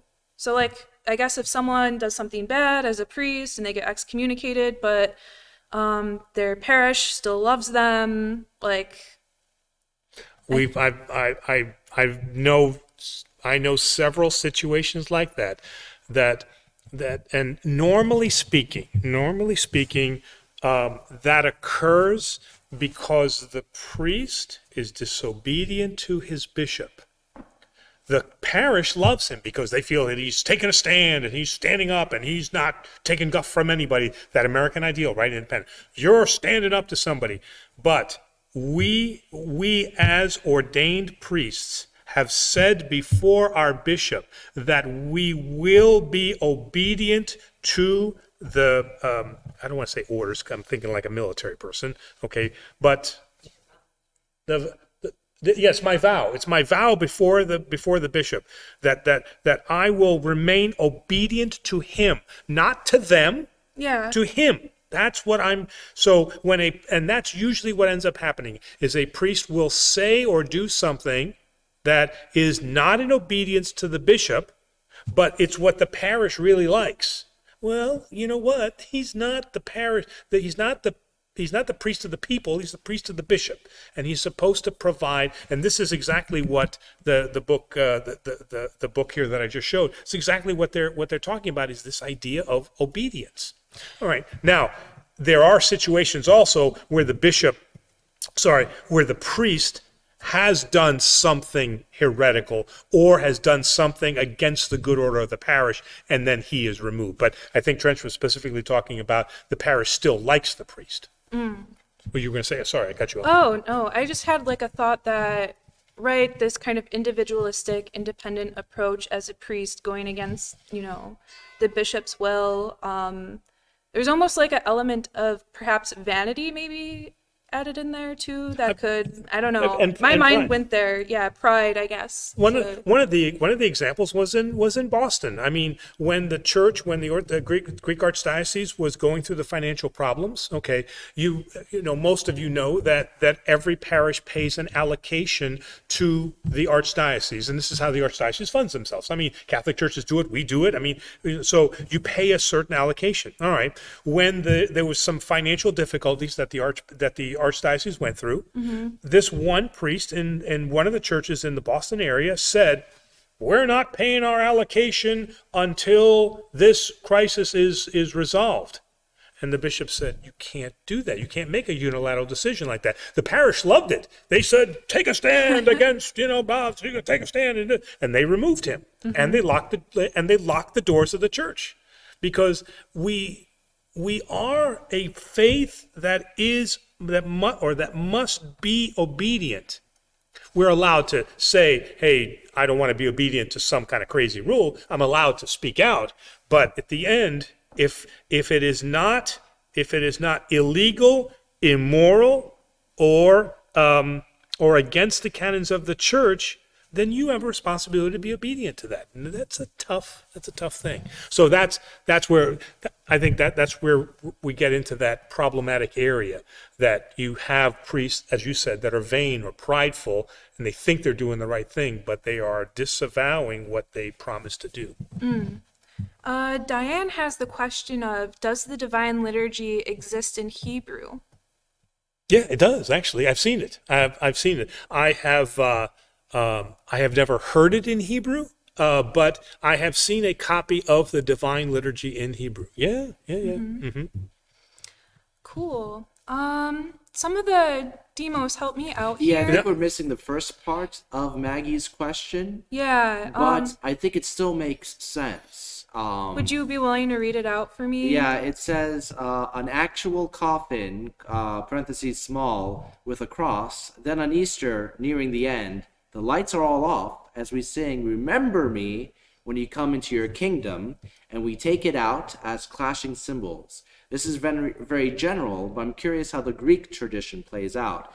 Now, I can ascertain, because they're talking about Easter and the lights going off. I mean, that's something that we do. Yes. Yeah. Yeah. And then, and something happens at what words? They sing, "Remember me when you come into your kingdom."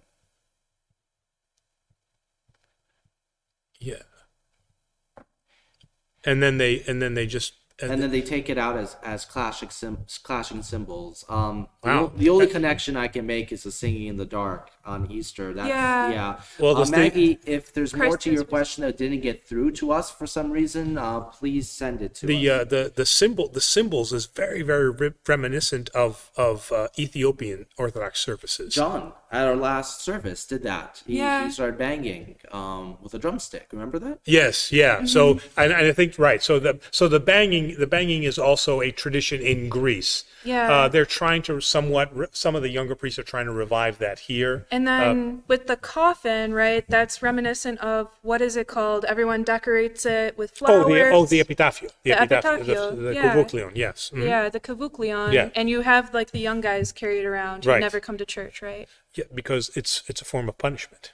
I want them to hold that up because they got to hold it up for everybody to go under. And Yeah. trust me, they think that it's easy work. It's not. I make it more. I'm military. I make it more difficult for them. So I'm gonna wait just in case Maggie has the first part of her question. She sends it in again. But Okay. There are two questions near the end, which are almost simple yes or no questions from Costa and Diane. Have you been to Hagia Sophia, and have you been to Mount Athos? So I have been to Mount Athos, spent 2 weeks on the Holy Mountain, and the first one is Sophia. Hagia Sophia and Mount Athos, yes. Oh yes, and we also did get to go to the great church of Hagia Sophia, and I'm telling you, it's wonderful because no matter where you stand in that church, you can be heard. It is so acoustically perfect. I mean, it's a wonder of the world. It is truly a wonder of the world. It's almost like we have a video that's going to focus a little bit on it coming up soon. Yes, we do. Yes, we have a little bit of that. You know, every Orthodox really should make a pilgrim. Every Orthodox should make a pilgrimage to Hagia Sophia or Sophia to see what an ancient church looked like. I mean, to be transported to the 4th century. Everybody needs to see that. Every male Orthodox should go to Mount Athos. Mm-hmm. Those are things that should be done. Oh, Terry says something. Referencing back to, have you heard the Divine Liturgy in Hebrew? Father Christopher is mentioning the Patriarchate of Jerusalem. Would that not be in? Oh, that's right. So Feel free to repeat what you said. Father Christopher, who is also a very good friend of mine from Michigan, and also a fellow priest together, and also a fellow GMite. Oh, so, yes. So that's those are important things. He reminded Terry and reminded me that one of the 5 patriarchates is the Patriarchate of Jerusalem. So in Jerusalem, right, the Divine Liturgy there is celebrated in Hebrew. yeah. Thank you. Yes. Yes. Thank you, Father Christopher. Very good. And I'm not going to be skipping these questions. We will get back to them. But I really want to get to Diane's question here because this speaks to my heart. Why don't Greek churches have food banks, and how can we start one? So, okay. Now, I'll start off with myself as an example first. Okay. All right. When I was the priest at Flint, okay, I always made it a point wherever I went that I will partner with who is the best on the block and not to reinvent the wheel. Mm-hmm. So I always established myself with Catholic Charities. In Flint, the Catholic Charities presence was extremely strong. They ran quite a few food banks, okay? my Orthodox parish was made up of wealthy parishioners. I didn't have anybody on welfare. I didn't have anybody that was that had a food issue, or I didn't have that. Okay, so to have a food bank and I wasn't in the city, I was remote. So to have a food bank for me, nobody's going to stop by because nobody really needs. They'd stock it. They would love to stock it, but it would just sit there. So I partnered with Catholic Charities and I said, what do you guys need? Because you're serving the needs of the inner city or the urban, whoever needs it. And they would tell me, and then I would tell my parishioners, okay, I need meats, I need egg, I need macaroni, I need cheese. We would stock it up and we would go and we would fill those pantries. Okay, so for myself and for some other priests that I know, they are doing the most good where the most good can be done. And it's not necessarily in the parish. Now, there are some Orthodox parishes that are in a more central location, and they have a food bank. So they actually have established a place set aside, and then Catholic Charities or another organization has listed them as a food bank. If you need meats or cheeses, or if you need baklava, I'm kidding. This is where you go. All right. Yeah. So here, our parish again is full of Greeks who have done very well. Okay. So we have very, very few people that are needy, and I already know who they are. And they are not going to come to a food bank. They're going to go to their friends and relatives who are taking care of them, providing everything that they need. So I am doing the same thing that I did at Flint, which is now we work to collect supplies. Like at Christmas, we had that drive at Christmas where we collected for Daystar kids because they needed it. And then we collected for Father Bob Worth's Catholic Church because he's got a pantry there and there are things that he needed and we got him those things. So does every Orthodox church have a pantry? No. Does every Orthodox church need a pantry? No. But every Orthodox church needs to be doing what Christ commanded, which is now to provide the goods for the needy. And we're just doing it in a different way. We're giving it where it's needed. The coats. Oh, yeah. Again, when I went to Catholic Charities, and they know me very well, and they called me up and they said, Father, what we really need is, it's cold here. We need coats and gloves for kids. Okay, if I set it up here, nobody is going to come and get those coats. We collected over 200 coats. We had our parishioners bring it to Catholic Charities and to some of the places there, and they distributed all of those coats, and then they sent us some pictures and stuff like that, and we got to see little kids wearing their brand new coats and everything like that. That was beautiful. Mm-hmm. And there's nothing wrong with that. The presence of a pantry does not necessarily mean you're not doing anything. Yeah. Okay, I'll go back up. Wow, that was a long answer. Sorry. Yeah, no, it's good. It's an important topic. Yeah. We're back at Gloria. Yes, Gloria. Thank you, Demos.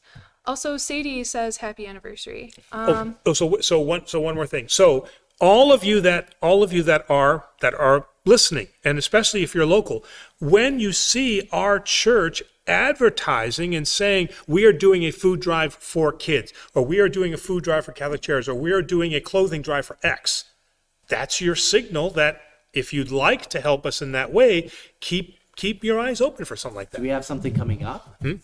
Yeah, do we have anything coming up? Yes.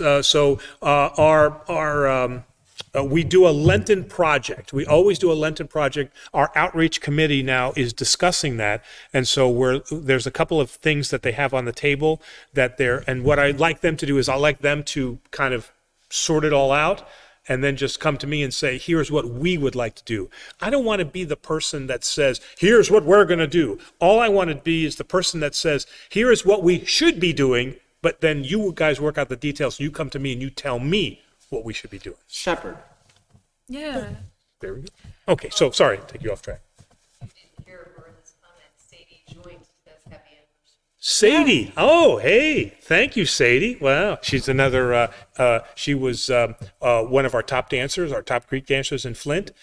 She was in our Goya, and Sadie and her sister and her brother, the three of them, that's an excellent family. So yeah. They were one of my they were one of the some of the cream of my Goya when I was there. Yeah, very cool. Her brother Kenny was absolutely a great dancer. So her sister Leah was good. It was good. They were all really good, but everybody loved to watch Kenny dance. Kenny was our Sam. Yeah. Kenny was our Sam. Yeah. With the wine bottle tricks and stuff. Oh too. yeah, the table and everything like that. He balanced on the table and the chairs. Oh yeah. Yeah, impressive stuff. But yes, Gloria's question is, what does the council mean in the church, and why do they celebrate these 1, 2, 3 council things? I'm confused with that. Well, I mean, I can certainly speak to the councils. The councils, whether they're ecumenical councils or they're what's called the endemusas, the councils, they provide the doctrinal guidance and the canons of the church that teach us what it is to be Orthodox Christian. And now the ecumenical councils teach what it is to be a Christian of the church, because that was pre-schism. Okay. After the schism, now you have the Catholic Church that has their councils, and then you have the Orthodox Church that has their councils, and each one is particular to those churches. So the councils are the way that doctrine is established in the church. So the Orthodox Church obviously rejects the papal model. Okay, so everything must be done in a conciliary manner, in a synodal manner. Okay, so the word synod, right, means syn, which is together, and odos, which is the way. So it is the way for us to go together. So this is how we make decisions, and this is how we issue then guidance. All right, and this is how we are declared infallible. So in the Orthodox Church, we can be infallible, but only through a synodal decision, not through a single person decision. All right. We don't have anything speak ex cathedra or anything like that.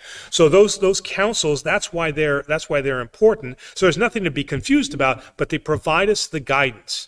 The problem is that the guidance hasn't been updated to reflect where we are today.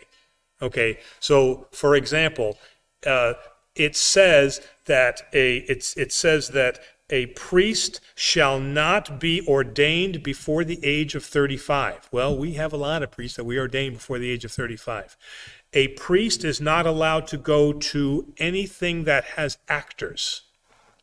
So like a play. A movie. Or a movie. Or Shakespeare, anything like that. I'm not allowed to be. A priest shall not go into a bar or tavern.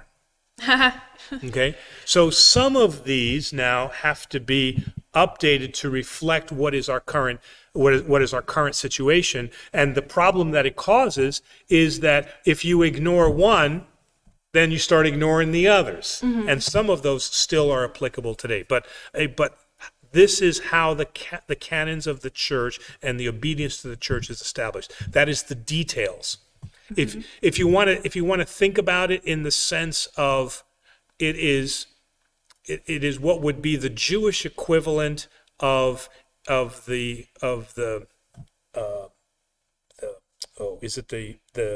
I know Diane will come in and correct me on this one if I'm wrong, of the Mishnah. So you have Old Testament scripture, you have the Torah, but the Torah doesn't necessarily explain all of the details. So the Pharisees and the Sadducees would then interpret that, and their interpretations out of the Mishnah would be the written part of the oral law. The canons of the church are that for us. It helps explain scripture to us. Yeah, okay.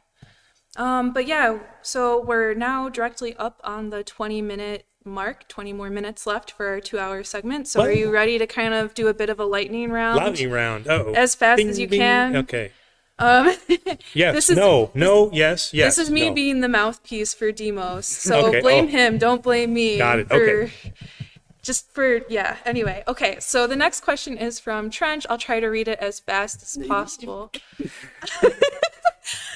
Wait, but yes, so Trench says, a bishop said a real Christian doesn't go to psychiatrists, and that the job of a priest, even before psychologists even came about.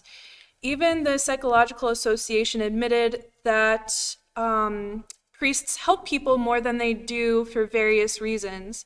More people died from suicide, from church lockdowns. This was expected, yet nothing done to prepare for that. Does the church take responsibility for the deaths that were expected?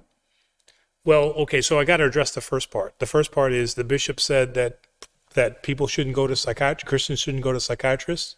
I guess so, and Well, that perhaps maybe it's your job to help people, or it's the church's job to help people. And that increases in suicides during this pandemic is due to church lockdowns. I think they're due to a whole symphony of things happening, Yes. not just churches, but... So I'll give you an example. The Holy Cross Orthodox Seminary, which was where I graduated from, was very, very clear. And I'll use the example of the exorcism. Mm-hmm. You cannot go to an Orthodox priest or to the Orthodox Church and say, my daughter is possessed, come and exorcise her. Okay? The first thing that they will do is they will say, has your daughter already been to a psychologist, and has she already been cleared for any mental illnesses, psychoses, things like that? The exorcism process is over 2 years long. You have to go to medical facilities, and you have to be diagnosed by a psychiatrist and a psychologist who has said, there is nothing that I can see that is wrong. So whatever bishop said, you're not supposed to go to a psychologist, then is in direct contrast with what is being taught at Holy Cross Orthodox Seminary. Yeah. You can't argue that. Okay, this is the rule. So we absolutely believe that science should and medicine should take their first look at that. But there are things that science and medicine cannot answer, and that is then the role of the church, and then we will take it from there. But we don't just jump in like the Exorcist movie and say, okay, you're right. So I want to answer that question first. Okay, as far as now the suicides, okay, then certainly the church has a role in that. They have a responsibility to that. Okay, but the parish has a responsibility to bring that to the attention of the priest. That's number one.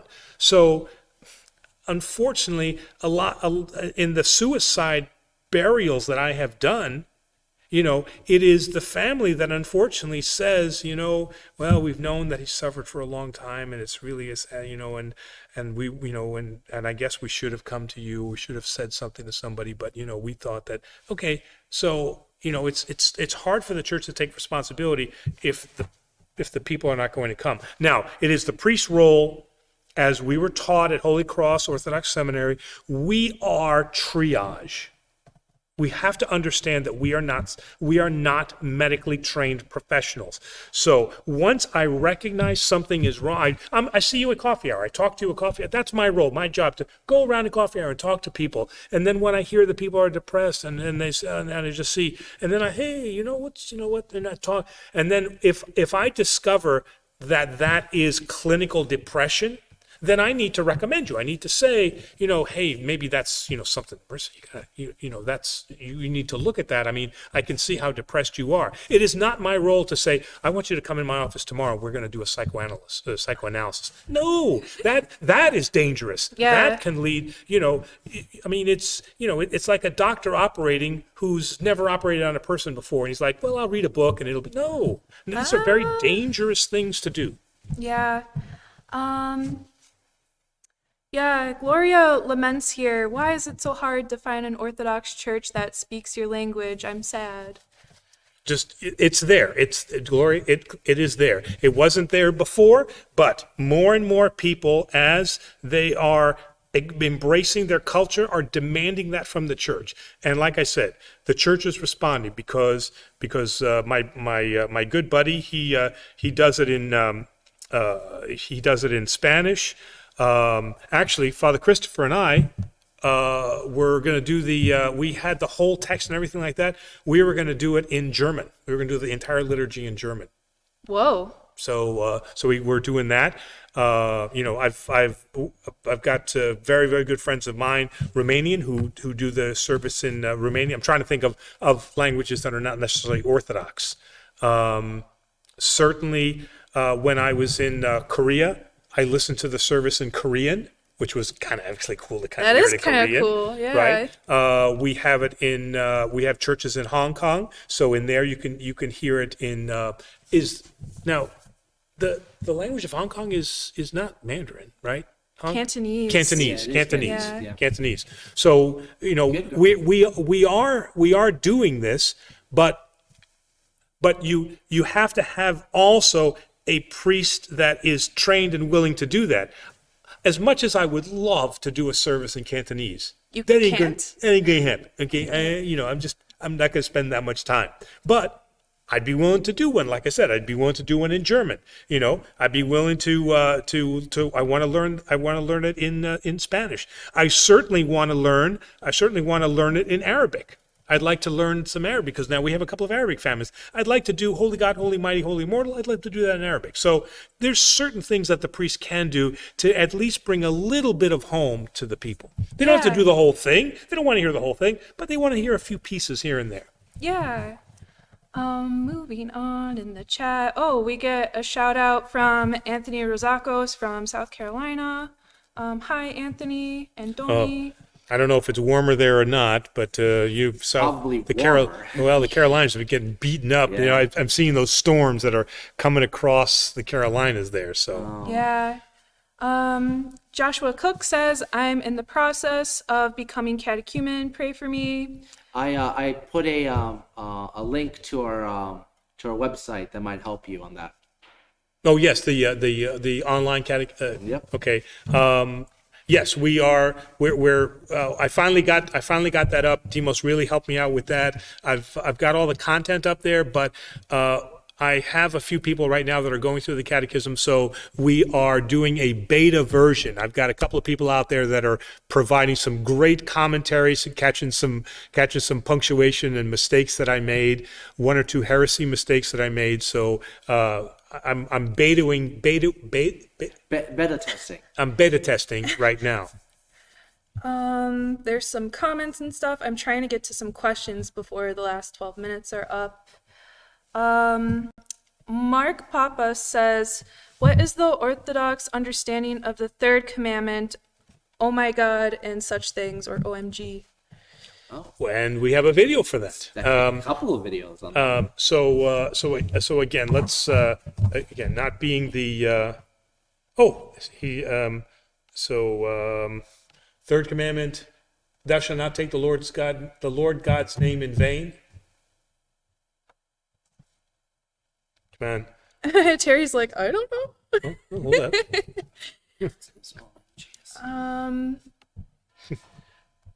Well, in regards to the question, we do have a video that's out there, and it's saying OMG is not recommended is the best. Yeah.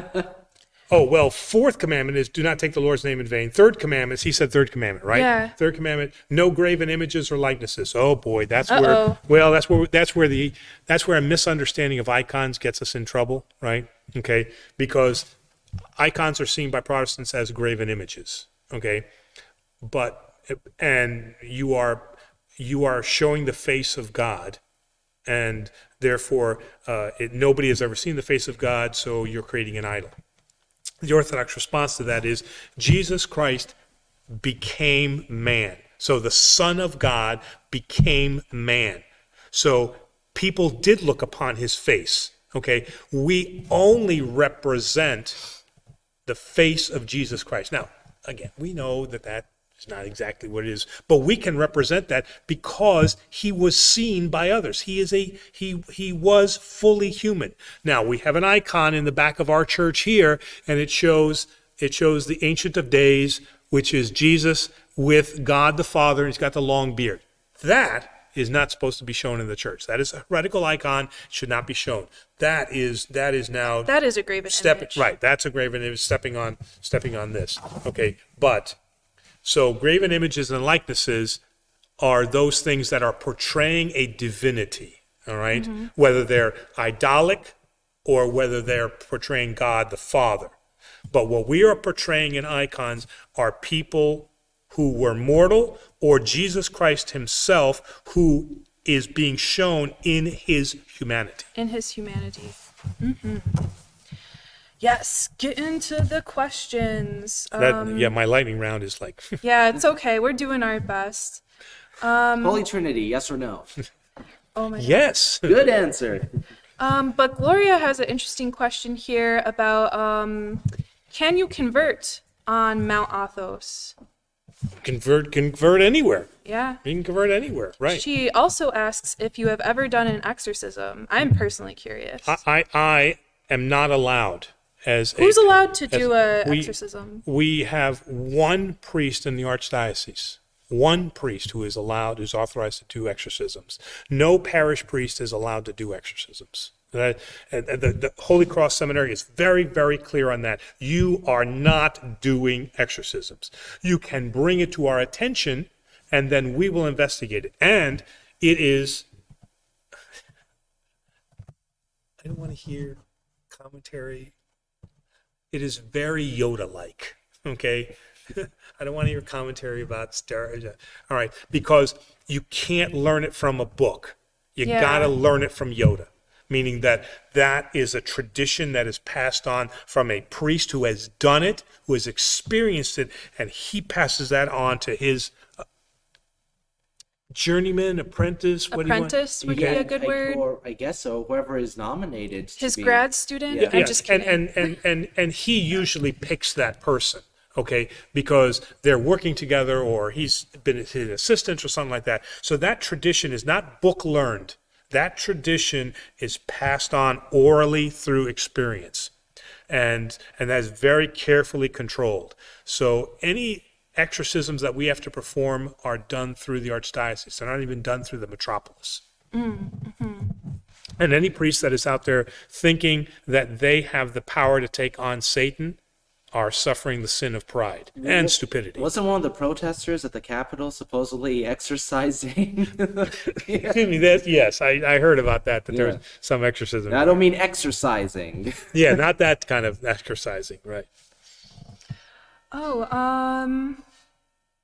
so I think maybe Maggie is. Yeah, I responded to elaborating. that. Apparently, we're still missing the first part of her question. So, Maggie, if you're hearing this, for some reason, if there is a first part to your question that I'm not seeing that comes before dash an actual coffin, there might be a word or something that's being caught up in the YouTube algorithm that's preventing it. So please email us your full question at agocny. A Jew at No, well, too many letters here. agocny@gmail.com, and we'll address it first thing during our next show. Oh, yeah. I like what Gloria says here. I swear to cats, I would go to Rochester and hear you do the liturgy in Arabic and Spanish. I would swear to cats too. I want to hear this. NT Channel has a question that might be a good one to end on. Yeah, do you want to ask it? Yeah, sure. If oh wait, that's the wrong NT Channel question. The question specifically was, what do you need to do to become an Orthodox priest? my first answer was not the best answer. What do you have to do? Well, it's interesting because there are, and I can't remember exactly who, there are holy fathers that say if you ask to become a priest, then you are not worthy to be a priest. You have to be like chosen.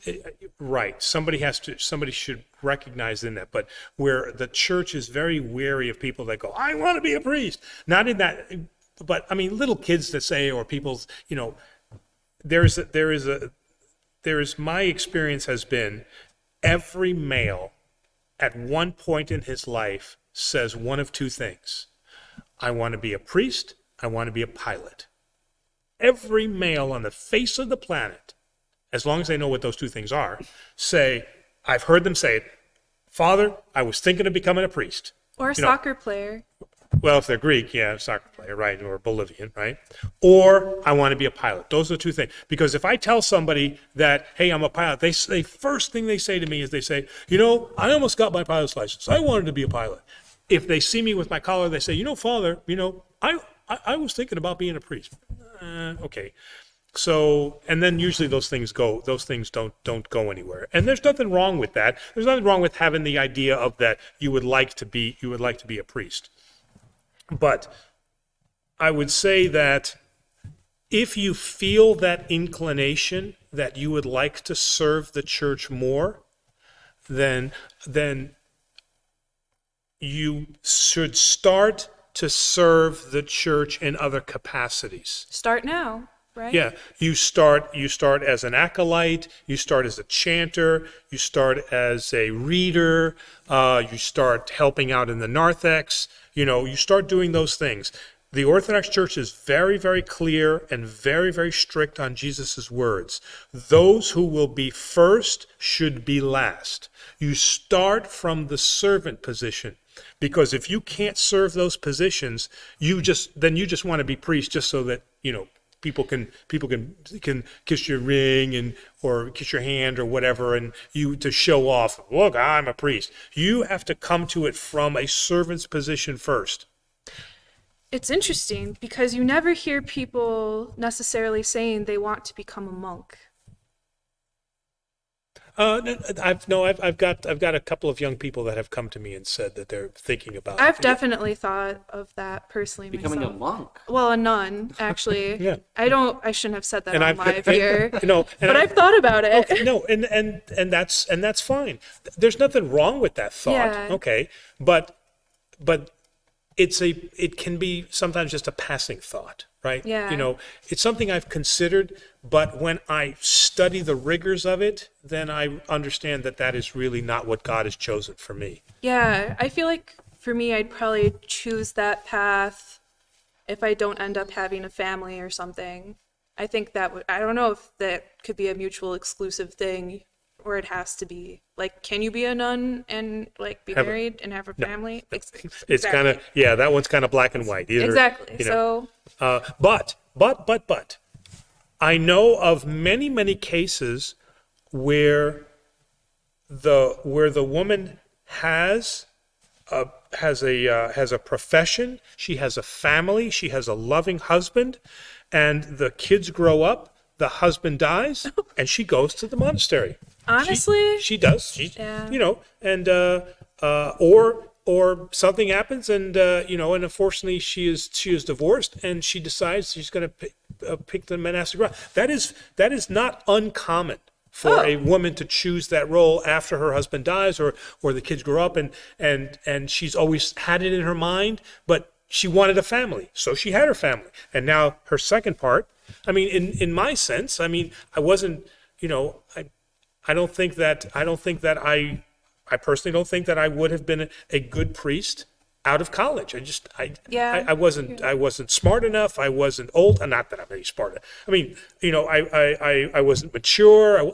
I wasn't ready. And and we got married, and we enjoyed our life. But that didn't mean that later on, as all of these things happened, that the fulfillment of my life is now priesthood. So, kind of getting back to the original point of the question is if you feel that calling, then, as you said, do it, act on it, okay? But act on it from the position of a servant, and find out if you are willing to be obedient to the church.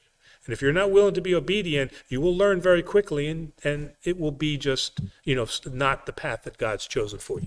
Last question, because I'm selfish and I kind of need to know the answer to this one. If I'm going to be filming there, what kind of food did they eat on Mount Athos, asks Gigi. He is a very picky eater, and that's why he's asking.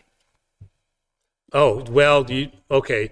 Well, they love octopus. There's a lot of octopus and seafood. They love that. Other than that, it's pretty much it's pretty much vegetables. Lots of fasolakia, fakies. I mean, you're going to be beaned out. Beaned out. That's right. But celebrate what's there anyway. How often do you get to have like fresh, delicious octopus from the Mediterranean? Oh yeah, right? I mean, it's great. The vegetables are great. During Lent, they will not even cook the vegetables. They just serve it on the plate. So there's beans, there's peppers, there's onions. So we cut off there for a few moments. We're answering Gigi's questions about diet on Mount Athos. So apparently it's octopus and raw vegetables. octopus and beans. Beans. Lots of beans. And salad. They love salad. There's a lot of, they have hortiatico salata. That is, but you're going to be a lot thinner, buddy. Oh, GG, yes. No, of course I wasn't talking about you. No, of course not. On the fact that I'm offended, our show's over for the night. No. Well, that's it for tonight. We did 2 hours. Yeah. There's plenty of wine. That's Plenty of wine. There we go. That's all you need. Yeah. It's part of the 6 basic food groups. So actually, you know what? This wasn't so bad. 2 hours went faster than I thought. Wow. Yeah, it feels like normally when we are in the church, they typically. What? Oh. Yes, Oh, yes. good internet Yes, help. that's right. For the Good. most part. Really, again, really good questions. Trent's questions were good. Yeah. They're always of that, that caliber. So I loved those questions. But there was a lot of other questions that really spoke to some issues and problems that we're having in the church. And I want to try to be as honest as I can be and not give you the politically correct answer. Yeah. But I want to be fair. So once again, we will be gone next week. We're taking a 1-week hiatus, but we will be back the following week on the 4th. If you guys liked the 2-hour version of our show, let us know. I might put up a poll to find out if that's a preference. And yeah, so feel free to like, comment, subscribe. Don't forget to hit the notification bell. So share it. And share our stuff if you like it. But yeah, just stay up to date with what we're doing, and we'll be excited to see you again next. And again, we've got cool stuff coming up. Yeah. We've got the teaching liturgy coming up. We've got the pre-Lenten show that we're going to do. Demos and Terry are going to do a Irish and Scottish dance coming up here pretty shortly. So be looking forward to that. I'm going to take care of the Irish portion where I just stand there and drink. It's a lot of people are saying happy anniversary. So Yes. once again, And again, anniversary. thank you very, very much. And we really appreciate your love and your thoughts. And Terry has made it this long, 37 years with me. So there's got to be some kind of sainthood in that somewhere, right? It's a Purple Heart. As a Purple Heart, at least, right? Okay. Mm-hmm. So. But yeah, have a good night, everyone. All right, Marissa, thank you very much. We'll of see you course. soon. Yeah. All right. Bye.